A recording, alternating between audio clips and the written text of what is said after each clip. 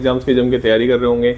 तो भैया हमने उठा लिया है अब एटॉमिक स्ट्रक्चर चैप्टर सॉल्यूशन, ख़त्म कर दिया। 2011 से लेके 2025 तक के जेईई एडवांस के PYQ अपलोड कर दिए हैं चैनल पे, आप जाके देख सकते हैं। और 2011 से 2025 तक ये सिनेरियो मैंने ऑब्जर्व किया है कि सॉल्यूशन चैप्टर का कम से कम एक क्वेश्चन हर साल पूछा गया है।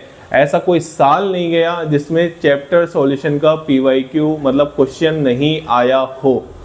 लेकिन एटॉमिक स्ट्रक्चर में क्या हाल है? एटॉमिक स्ट्रक्चर का हाल कुछ इस तरीके का है कि 2011 तक टोटल 19 क्वेश्चन एटॉमिक स्ट्रक्चर के पूछे गए हैं और 2006 तक 29 क्वेश्चन 29 क्वेश्चन 2006 से लेके 2025 तक पूछे गए हैं।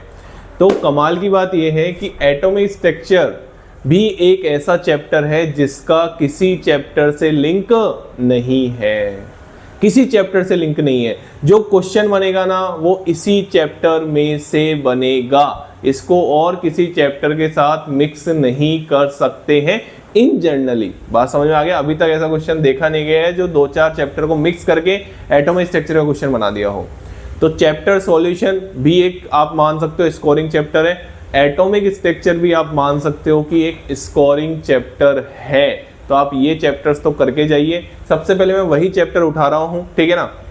इसी के साथ हो सकता है मैं एक 12th का चैप्टर भी उठा लूँ, सॉल्यूशन के बाद हम इलेक्ट्रोकेमिस्ट्री की बात कर सकते हैं, ठीक है ना। चलिए, तो भैया क्वेश्चन 2025 में तो एटॉमिक स्ट्रक्चर से नहीं पूछा गया, लेकिन एटॉमिक स्ट्रक्चर की पता है खास बात क्या है कि जिस साल क्वेश्चन नहीं आता ना उसके नेक्स्ट ईयर या उसके नेक्स्ट ईयर 2 क्वेश्चन आ जाते हैं एक साथ।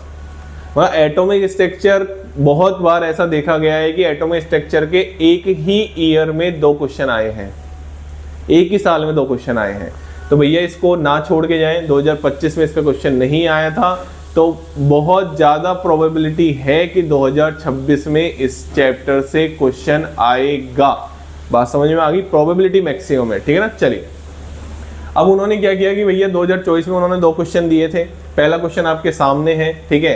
क्वेश्चन बोल रहा है according to Bohr's model the highest kinetic energy is associated with the electron in the, और ये 4 ऑप्शन आपके सामने लिख रखे हैं। ये बेहद ही आसान क्वेश्चन था, मैं इसलिए तो बोल रहा हूँ कि ये ऐसे चैप्टर हैं जिनसे क्वेश्चन आसान भी आ जाते हैं, आसान भी आ जाते हैं। अब जैसे इस ये वाले क्वेश्चन में आपको क्या पता होना चाहिए था? आपको पता होना चाहिए था कि sir kinetic energy of electron in nth Bohr orbit, in nth Bohr orbit की अगर हम बात करें, nth बोर ऑर्बिट, तो अगर हम काइनेटिक एनर्जी का फॉर्मूला आपने पढ़ा होगा, मैं आप सभी को बता देता हूं अगर आपको पता नहीं है तो।